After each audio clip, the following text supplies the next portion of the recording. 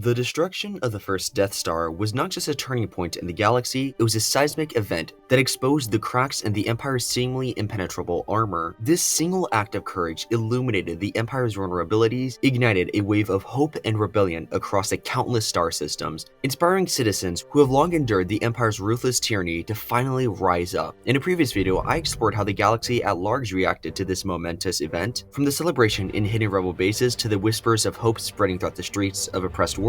But there is another side to the story, one that holds a much darker reaction, that being the Empire's reaction. And this begs the question, how did the Empire itself react to the destruction of this ultimate weapon? When news of the first Death Star's destruction spread across the galaxy, the initial reaction within the Empire was one of utter disbelief and shock. The Death Star was considered by many to be an indestructible symbol of Imperial might and a technological marvel designed to keep the galaxy in line, and yet it had been obliterated by a small, seemingly insignificant band of rebels. The sheer improbability of this event led many within the Empire reeling. However, this initial shock quickly gave way to a wave of deep sadness and despair as the families and friends of those stationed on the Death Star began to understand the true scale of the loss. The destruction of the battle station meant that countless sons, daughters, husbands, wives, and friends would never return home to see their loved ones. While the galaxy at large might have viewed the Death Star as a monstrous tool of oppression, for many in the Empire, it was a place where millions of ordinary people lived and worked, as it wasn't just soldiers and stormtroopers stationed on the battle station, but engineers, technicians, and support staffs, many of whom had no idea what the station's true purpose was until it annihilated Alderaan. And even then, many of them didn't even agree with what it was doing. As the grief deepened, it swiftly morphed into an intense hatred towards a rebel alliance. The rebels who had once been seen as little more than a nuisance were now viewed as mass murderers and terrorists. The fact that millions of lives were lost in the explosion, many of whom were simply doing their job and had no direct role in the Empire's affairs, fueled the growing anger among the Imperial population. And the few survivors of the Death Star, those who had managed to escape the explosion, were particularly affected.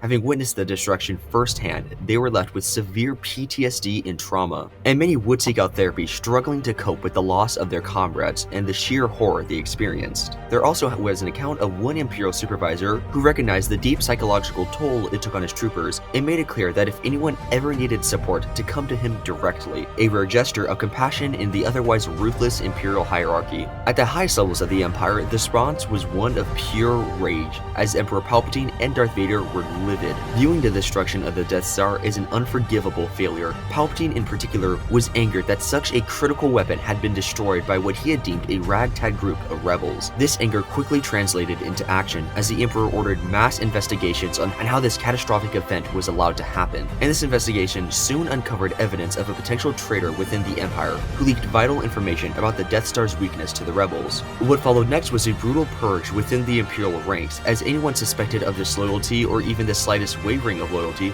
was hunted down and eliminated, whether that be from execution to court-martialing to prison.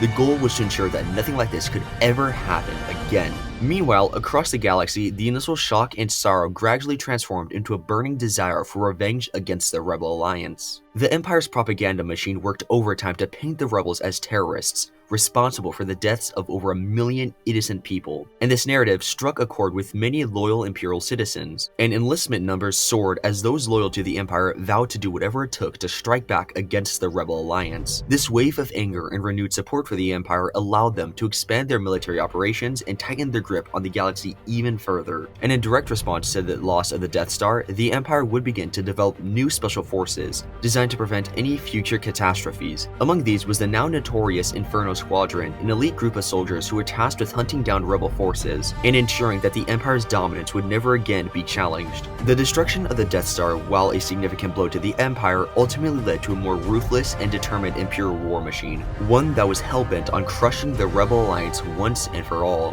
When looking at it from the Empire's point of view, it does shed light on the sadness that the galaxy felt when they realized that their loved ones would not be returning home. But anyway, that is how the Empire reacted to the Death Star's destruction. If you enjoyed today's video, it'd mean a lot to me if you could like and subscribe, as it would help the channel out a ton. Also, if you enjoyed today's video, make sure to click on screen now to watch another one of my videos. And with that, my fellow Star Wars nerds, may the Force be with you.